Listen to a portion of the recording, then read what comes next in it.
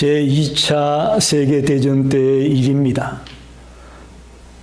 로젠베르그라는 유대인 가족들이 독일의 강제 수용소에 붙잡혀 갔습니다. 아빠, 엄마, 두 아들이 함께 잡혀갔습니다. 그런데 작은 아들은 날 때부터 신체적 장애를 가지고 태어난 아이였습니다. 혼자서 자기 일을 하기에 좀 부족한 면이 많이 있는 그런 아들이었습니다. 그런데 그 강제 수용소 안에서는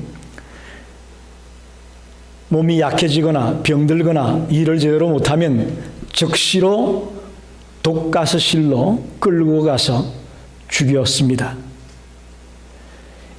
이제 아침이 되면 네 식구가 각각 다른 작업장으로 일을 하러 나가야 됩니다. 아빠는 아빠대로, 엄마는 엄마대로, 큰형은 형대로, 동생은 동생대로 각각 다른 작업장으로 끌려 나갑니다. 그러니 일을 나간 부모의 심정이 얼마나 고통스럽겠습니까? 과연 우리 작은 아들이 잘 할까? 혹시 일을 잘못해서 독가스실에 끌려가지는 않을까? 이 불안 때문에, 이 공포 때문에 정말 하루가 어떻게 가는지 모르게 생활을 했습니다. 그래서 집에 돌아오면 가장 먼저 확인하는 게 내 작은 아들이 돌아왔는가? 이걸 확인하는 거예요. 어느 날 아빠가 일을 마치고 막사로 돌아왔더니 큰아들이 저 한쪽 구석에서 울고 있는 거예요. 그래, 왜 울고 있어? 어떻게 된 거야? 동생은 어디 있어? 아빠, 독일군이 동생을 끌고 갔어. 그야말로 동생을 끌고 갔다는 그 말에 아빠는 억장이 무너지는 그 고통을 가지고 어찌할 바를 몰랐습니다. 겨우 정신을 차려가지고, 그럼 엄마는 어떻게 됐어? 엄마 아직 안 왔어? 엄마가 어떻게 됐냐고 물었습니다. 그랬더니 큰아들이 말을 머뭇머뭇하면서 하는 말이, 동생이 독일군에게 끌려가면서 엄마를 붙잡고, 난 엄마 절대 못 가. 엄마 없이는 못 가. 막 눈물을 흘리며 엄마를 붙잡고 안 놓으니까 엄마가 이렇게 얘기했다는 거예요. 그래, 함께 가자. 엄마가 너랑 끝까지 같이 있을 거야. 두려워하지 마라. 그러면서 작은 아들과 엄마가 같이 독가스실로 끌려가서 죽고 말았다는 이야기입니다. 어머니의 사랑은 이렇게 위대합니다. 정말 말로 표현할 수 없는 위대함을 우리는 수시로 느낍니다. 그러나 여러분, 하나님의 사랑은 더 위대함을 믿으시기 바랍니다. 우리는 때때로 하나님을 두려운 대상으로 생각합니다. 실상 두려워하는 마음은 있어야 되죠. 그러나 하나님이 우리를 야단치는 분으로, 혼내시는 분으로, 겁주는 분으로, 때리시는 분으로 이렇게만 우리가 착각하고 있을 때가 있습니다. 아닙니다. 하나님은 변함없이 한결같이 우리를 사랑하는 분임을 믿으시기 바랍니다. 우리가 이사야 1장에서 39장까지 계속 심판에 대한 얘기만 들었어요. 그죠? 유대도 이스라엘도 주변 국가들도 다 하나님의 심판 아래 있다는 무슨 심판의 얘기만 듣다 보니까 하나님이 겁주시는 분, 야단치시는 분으로만 생각했습니다. 그러나 이사야 40장에서부터 지금 계속되는 말씀은, 우리 하나님은 저주를 축복으로 바꾸어 줍니다. 심판을 구원으로 바꾸어 줍니다. 파멸을 번영으로 바꾸어 줍니다. 그 구원의 메시지가 지금 나오고 있습니다. 요한복음 3장 16절에 하나님이 세상을 이처럼 사랑하사 독생자를 주셨으니 이는 저를 믿는 자마다 멸망치 않고 영생을 얻게 하려 하심이라. 하나님의 사랑은 변함없는 사랑입니다. 한결같은 사랑입니다. 그저 급주시고 야단치시는 하나님으로만 생각했다면 오늘 말씀을 통해 다시 한번 하나님이 나를 얼마나 사랑하고 있는가를 저와 여러분이 발견하기를 원합니다. 그 신체적 장애를 가지고 가스실로 끌려갈 수밖에 없던 그 아들을 위해 몸소 자기를 희생하며 끌려갔던 그 어머니의 모습, 우리가 대단하게 느껴집니다. 그러나 하나님은 하나밖에 없는 독생자를 저와 여러분의 죄를 사하려고 십자가에 못 박히고 돌아가게 했다는 사실을 우리는 잊어서는 안 될 것입니다. 도대체 하나님이 어떻게 우리를 사랑하고 있는가를 오늘 본문을 가지고 좀 생각해 보려고 합니다. 1절, 2절을 보겠습니다. 나의 종 야곱, 내가 택한 이스라엘아, 이제 들으라. 너를 만들고 너를 모태에서부터 지어낸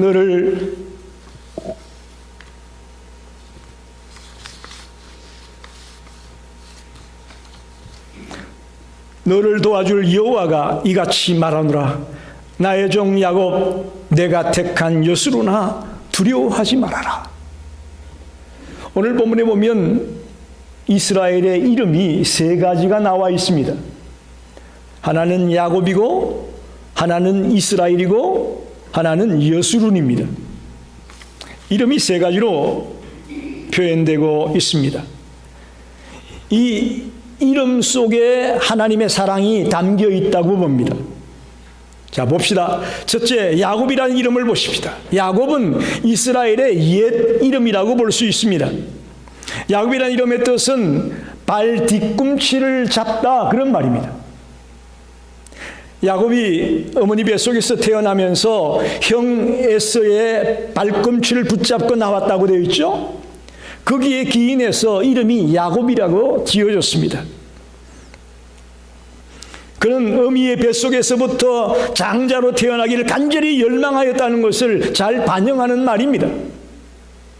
그러나 여러분, 성경을 자세히 읽어보면 하나님은 에서와 야곱이 리브가의 뱃속에 잉태되었을 때에 이미 말하지 않습니까? 큰 자가 작은 자를 섬길 것이다. 하나님의 계획 속에 이미 큰 자가 작은 자를 섬기는, 즉 에서보다는 동생 야곱이 더 큰 자가 될 것이라는 것을 이미 말씀하고 있습니다. 즉 야곱은 하나님의 방법을 따라갔기만 해도 지금 자기가 억지로 강제로 빼앗은 이것을 충분히 가질 수 있는 자였다는 것이죠. 그런데 야곱은 자신의 의지와 힘으로 그것을 이루고자 어미의 뱃속에서부터 형보다 먼저 나오려고 발 뒤꿈치를 붙잡고 그야말로 이 땅의 모든 인간들의 대표자와 같은 그런 모습으로 야곱이 표현되고 있습니다. 그래서 성경을 읽는 많은 분들이 말하기를 성경의 인물 중에 누가 제일 좋냐 그러면 야곱이 제일 좋다는 사람이 많아요. 왜? 자기하고 닮았으니까. 이렇게 볼 때 야곱은 자신의 목적을 위해서 수단과 방법을 가리지 않는 인본주의자의 대표적인 인물이다 라고 말할 수 있습니다. 그게 첫 번째 이름이에요. 두 번째는 이스라엘입니다. 야곱이 외삼촌 라반의 집에 갔다가 고생 끝에 이제 와이프 4명과 자식들을 데리고 하나님의 명령을 따라 가나안 땅으로 돌아오려고 돌아옵니다. 그런데 야복나루트에서 이제 형 에서를 만나기 직전입니다. 형의 장자의 직분을 빼앗아 도망갔던 그가 이제 형을 만나기 직전이에요. 그래서 거기서 준비하는 과정에 밤이 맞도록 주의 사자와 씨름했다고 창세기에 말씀하고 있습니다. 근데 얼마나 끈질기게 야곱이 붙들고 늘어졌던지 주의 사자가 야곱의 한도뼈를 쳤다 그랬어요. 한도뼈를 쳤다. 그런데 그럼에도 불구하고 야곱은 주의 사자를 놓지 않습니다. 당신이 내게 축복하지 아니하면 가게 하지 않겠습니다라고 물고 늘어지는 거예요. 그때에 주의 사자가 말합니다. 창세기 32장 28절에 내 이름을 다시는 야곱이라 부를 것이 아니요 이스라엘이라 부를 것이니 이는 내가 하나님과 및 사랑과 기로 이겼음이니라. 이때 야곱의 이름이 이스라엘로 바뀌어집니다. 야복나루트 사건 속에서 하나님과 겨루어 이겼다는 그런 뜻의 이스라엘이라는 이름으로 이름이 바뀌어집니다. 여러분, 여기서 하나님과 겨루어 이겼다는 말이 무엇일까요? 도대체 하나님과 싸워서 야곱이 이겼다는 얘기예요? 그런 뜻은 아닙니다. 저와 여러분이 매일매일 기도와 말씀으로 하나님 앞에서 싸우는 자가 되어야 된다는 메시지가 담겨 있습니다. 우리는 돈과 싸우고 명예와 싸우고 권력과 싸우고 그런 것과 자꾸 싸우려고 하는데, 그거는 말씀 앞에서 내 자신과 싸우는 자가 되어야 될 것입니다. 하나님 앞에서 늘 내 자신을 돌아보는 삶을 살아야 될 것입니다.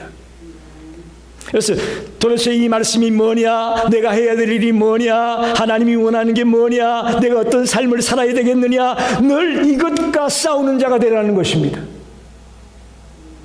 그게 하나님의 자녀의 모습이죠.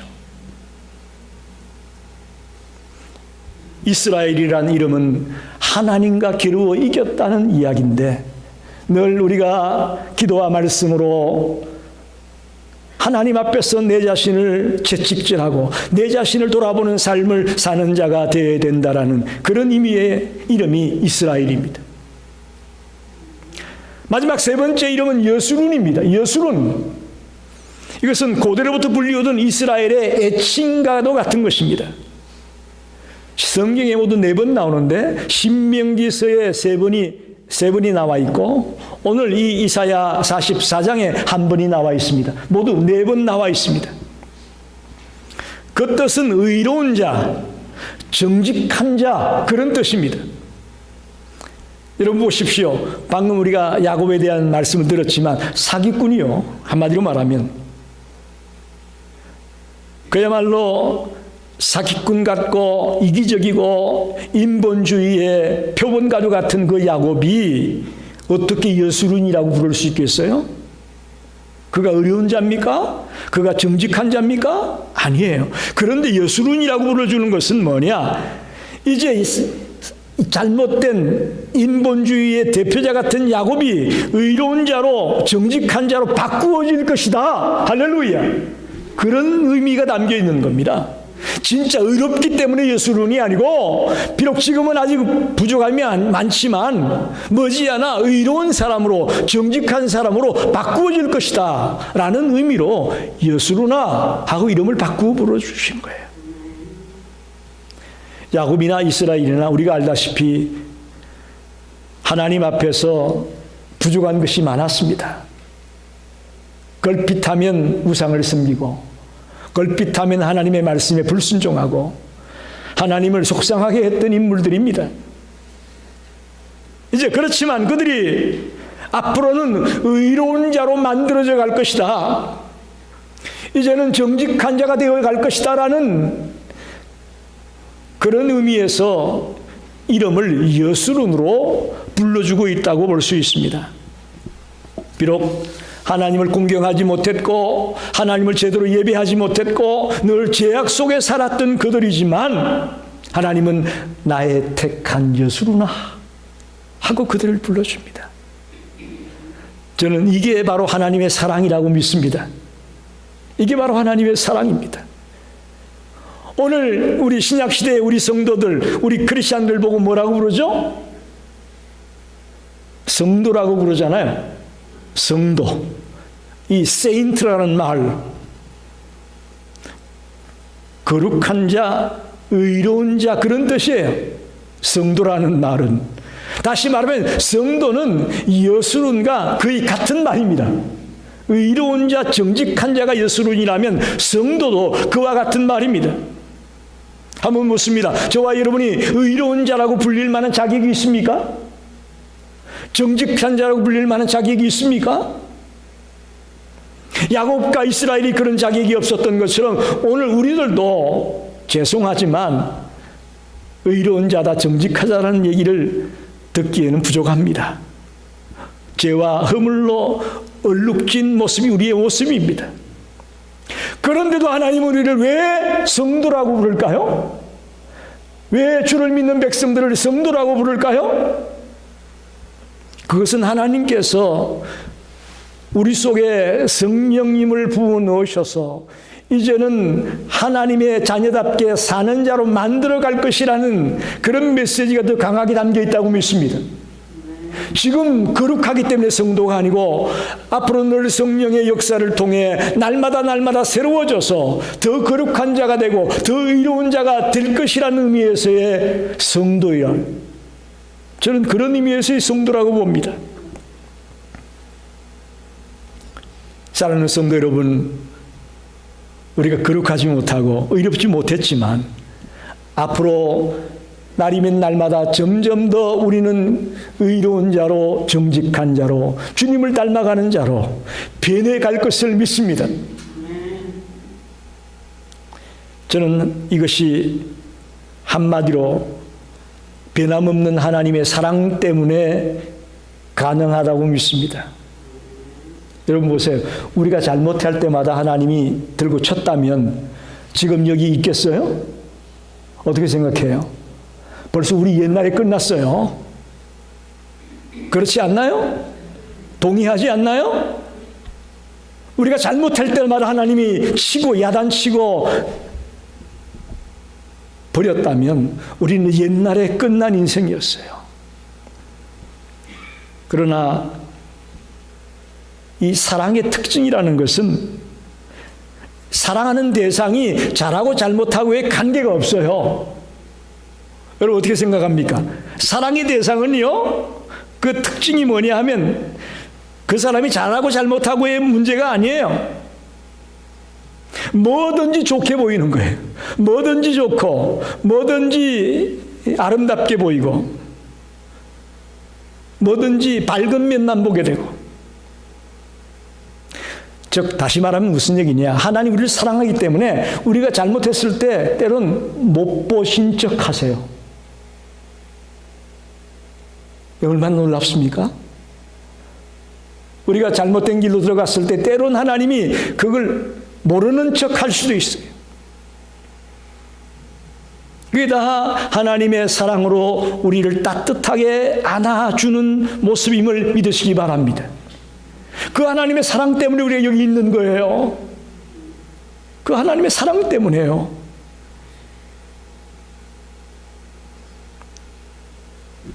야곱, 이스라엘, 예술은 오늘 우리들은 성도라고 부르는 이 이름 가운데 하나님의 변함없는 사랑이 가득 담겨 있음을 믿습니다.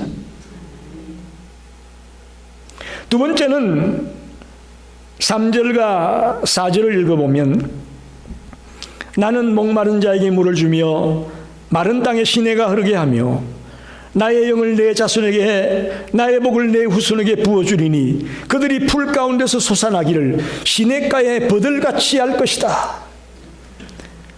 회복과 번영을 통해 사랑을 말씀하고 있습니다.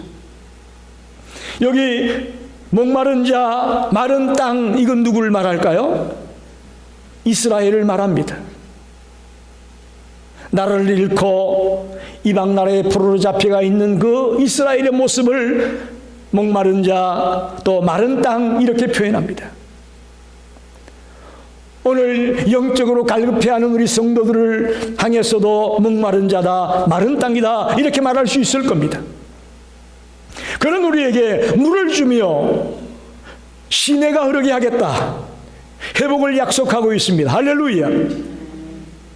언제까지나 목마른 자로, 언제까지나 마른 땅으로 있게 하지 않겠다. 우리를 회복시켜 주겠다. 하나님의 사랑입니다. 이 참아내는 것도 한계가 있잖아요. 한계가 있습니다. 끝까지는 참을 수가 없어요. 하나님은 그걸 너무너무 잘 아시기 때문에 그 때를 맞추어서 우리를 회복시키고 우리를 다시금 번성케 할 것을 믿습니다. 그래서 내가 물을 주고 시내를 흐르게 하겠다고 말씀하는 것이죠. 그들이 이렇게 마른 땅이 되고 목마른 자가 된 이유는 왜일까 생각해 보면 하나님과 단절되었기 때문에 그렇습니다. 하나님과 연결되어 있지 못하고 하나님과 단절되어 있다 보니까 그들은 목마른 자가 되고 마른 땅이 된 것입니다. 하나님은 이스라엘을 모태에서 지었다고 말씀합니다. 다시 말하면 이스라엘의 근원이 하나님이에요. 하나님이에요. 그런데 그 하나님을 의지하지 아니하고 이방신을 의지하고 이방신을 따라가고 있는 그들의 모습 얼마나 안타깝습니까? 하나님을 의지하며 하나님을 바라보며 달려갈 때 그들의 삶이 번성하게 될 것인데 그들은 이방신을 쫓아가고 불의한 것을 쫓아가는 잘못된 자리에 들어갔던 것이죠. 자, 이런 잘못된 자리에 있던 그들에게 물을 공급하고 시내를 흐르게 하고 당신의 영을 부어주고 당신의 복을 부어주겠다고 약속하고 있습니다. 하나님의 은혜 때문에 살아나는 겁니다. 하나님의 사랑 때문에 살아나는 겁니다. 방금도 말씀드렸지만 우리가 잘못할 때마다 들고 치고 벌 주고 심판해버렸다면 옛날에 끝났을 저희들인데 하나님은 그런 우리들에게 또다시 기회를 주십니다. 물을 주고 시내를 흐르게 하고 나의 영을 부어주고 또 나의 복을 후손에게 주겠다고 말씀하며 하나님의 은혜와 사랑을 우리에게 부어주고 있습니다. 요엘서 2장 28절 29절에 보게 되면 그 후에 내가 내 영을 만민에게 부어주리니 너희 자녀들이 장래일을 말할 것이며 너희 늙은이는 꿈을 꾸며 너희 젊은이는 이상을 볼 것이며 그때 내가 또 내 영을 남종과 여종에게 부어줄 것이다. 그 성령을 약속했던 그 하나님의 약속이 이제 신약 시대에 와서 오순절 성령 강림 때에 이루어질 것입니다. 내 영을 부어주겠다. 즉 1차적인 회복은요 바벨론 포로에서 돌아오는 것이라고 했지만 2차적인 회복은 이제 예수 그리스도께서 이 땅에 오셨다가 가신 뒤에 성령을 부어주심으로 이제 교회가 탄생하고 수많은 생명들이 주님께 돌아오는 역사가 일어날 것을 말하고 있습니다. 성경을 이렇게 좀 창세기부터 계시록까지 이렇게 쫙 깨뚫어 볼 수 있어야 돼요. 이게 한 군데만 바라보면 안 돼요. 창세기부터 요한계시록까지 성경 전체를 이렇게 연결해서 한꺼번에 볼 수 있는 눈이 우리에게 있어야 됩니다. 나의 영을 부어주겠다 이 말은 더 궁극적으로 말하면 신약시대 오순절 성령 강림 사건 이후에 교회가 탄생되어지고 수많은 사람들이 주님께 돌아오는 역사가 일어날 것을 의미하고 있습니다. 저와 여러분도 성령의 역사로 말미암아 주님을 믿는 자가 되고 주님을 나의 구주라고 고백하는 자가 된 줄로 믿습니다. 성령님이 역사하지 않고서는 저와 여러분이 예수를 믿을 수가 없습니다. 주의 영이 아니고서는 예수님을 나의 구주라고 하나님을 나의 아버지라고 말할 수 없다라는 것이죠. 저는 예수 믿기 전에 불교 집안에서 지냈던 사람입니다. 할머니가 매일 내 손을 붙들고 절에 가서 비나이다 비나이다 하는 삶을 살았던 사람입니다. 우리 집안에 예수 믿는 사람이 한 명도 없었어요. 삼촌들, 고모들, 이모들 할 것 없이 하나도 없었어요. 그런 집안에 제가 어떻게 예수를 만날 수 있었을까? 저는 이거 기적이라고 봅니다. 기적이에요. 기적이에요.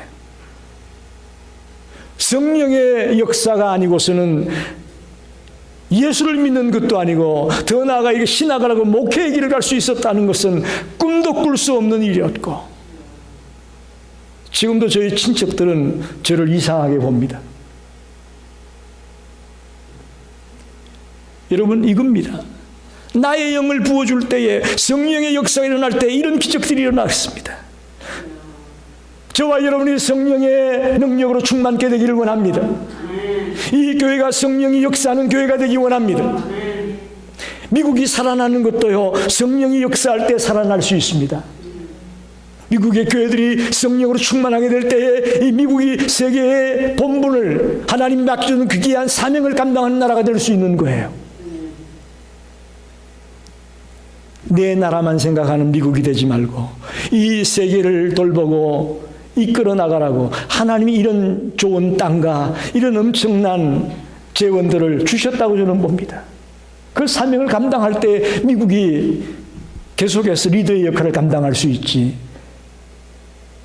오직 미국만을 생각하는 나라가 된다면 언제 어느 때 하나님 빼앗아갈지 모른다고 저는 봅니다. 내 후손이 복을 받을 것이다. 여러분, 굉장히 중요한 말입니다. 우리 세대로 끝나면 안 돼요. 내 후대에 더 뜨겁게 주를 믿는 자들이 배출되기를 원합니다. 믿음의 후손들이 나와야 됩니다. 후대의 믿음이 전수되어져야 됩니다. 굉장히 중요한 겁니다. 나만 잘못하면 된다. No! 그건 잘못된 생각이에요. 자자손손대대로 더 뜨겁게 주를 믿어가는 그런 역사가, 그런 축복이 있어야 됩니다. 여러분의 자녀들에게 뭐 다른 거 많이 해줄 수 있겠죠. 그러나 가장 최고의 선물은 예수 믿게 하는 거예요. 예수 만나게 하는 거예요. 인격적으로 1대1로 예수를 만나게 해주는 거예요. 강교에서 억지로 끌고 나오는 것이 아니고 1대1로 아, 예수님이 나의 생명의 은인이구나, 나의 구세주구나 하는 것을 1대1로 만나게 해줄 때에 그 속에 역사가 일어나는 거죠. 그게 바로 믿음의 전수고 신앙의 전수가 되는 것입니다. 회복과 번영을 통해 하나님 우리를 사랑하고 있다고 말씀하고 있습니다. 마지막으로 5절입니다. 한 사람은 이르기를 나는 여호와께 속하였다 할 것이며 또 한 사람은 야곱의 이름으로 자기를 부를 것이며 또 다른 사람은 자기가 여호와께 속하였음을 그의 손으로 기록하고 이스라엘의 이름으로 존귀 여김을 받으리라. 이 말씀은 이스라엘의 축복과 회복과 번영을 보면서 이방인들이 하는 이야기입니다. 여러분 잘 들으셔야 돼요. 이스라엘 백성들이 나 여호와께 속했다, 나 여호와의 것이다 하는 얘기가 아니고 이방 백성들이 이스라엘이 회복되고 번영하고 축복받는 그런 모습을 통해서 이방인들이 하는 고백이에요. 이방인들이. 즉 신약시대에 각국에서 일어나는 성도들은 자진하여 자신이 나는 이스라엘이 하나님 여호와께 속했다고 한 것처럼 나도 하나님 여호와께 속했다 라고 고백하는 운동이 일어난다는 것입니다. 즉 5절은 유대인들을 위한 행위를 가리킨 것이 아니고 이방인들의 행위를 말하고 있는 것입니다. 즉 우리들이 지금 나는 여호와께 속했다, 나는 하나님의 것이다, 나의 주인은 하나님이다, 이런 거 우리가 지금 하고 있지 않습니까? 이 이사야가 이미 수천 년 전에 이 예언을 했어요. 이 예언을 했어요. 우리가 오늘 아침에 설교하기 전에 인사를 나눴죠. 우리는 주님의 것입니다. 오늘 여기 말씀하고 있습니다. 나는 여호와의 것이다. I belong to God. 나 하나님의 것이야. 나의 주인은 하나님이야. 이스라엘 백성들이 아닌 이방 백성들이 이렇게 고백하며 돌아올 것이라고 예언하고 있습니다. 여러분께 한번 묻습니다. 예수 믿는 것에 대해 자부심을 갖고 있습니까? 어디 가도 나 크리스찬입니다 라고 얘기할 수 있어요?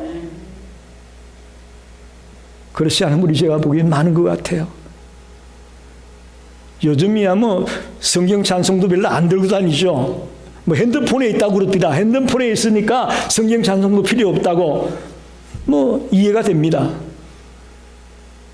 제가 처음 개척했을 때는요, 예수 믿는 것에 자부심이 없어가지고 누런 봉투에다가 성경 찬송가를 집어넣어가지고 그렇게 하고 교회 오신 분들이 있었어요.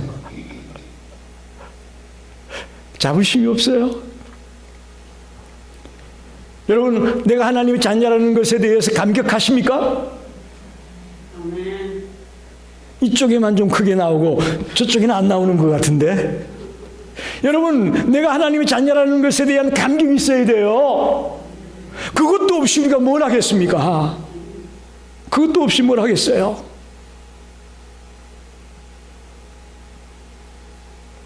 정말 이게 이런 자세가 있을 때 나는 하나님의 것입니다. 나는 주님의 것이에요. 이런 고백이 나올 수가 있는 것이죠. 저와 여러분은 죽었던 자입니다. 이런 우리에게 하나님의 은혜와 사랑으로 놀라운 구원의 복을 부어주셨습니다. 새로운 신분을 주었습니다. 마귀의 자녀에서 하나님의 자녀라는 새로운 신분을 주었습니다. 새로운 신분을 주었어요. 이 은혜를 곰곰이 묵상하면서 저와 여러분이 주님께 감사하는 자가 되기를 간절히 축원합니다. 말씀을 정리합니다.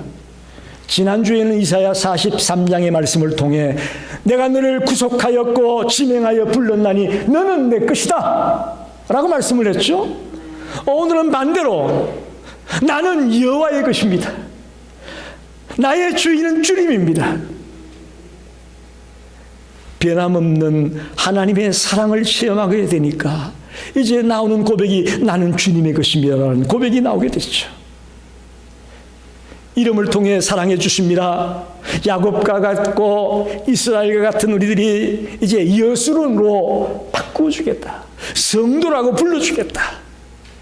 이름을 통해 하나님은 변함없는 사랑을 말씀합니다.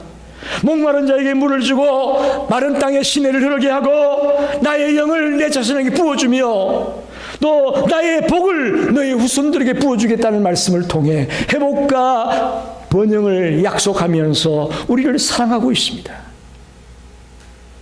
그 사랑을 바라본 자들의 입에서 나오는 고백이 뭡니까? 나는 주님의 것입니다. 할렐루야. 나는 내 것이 아니고 주님의 것입니다. 주님의 뜻을 위해 살고 주님을 영광롭게 하는 삶을 살겠습니다라는 그런 고백이 저와 여러분의 고백이 되기를 간절히 축원합니다. 기도합니다.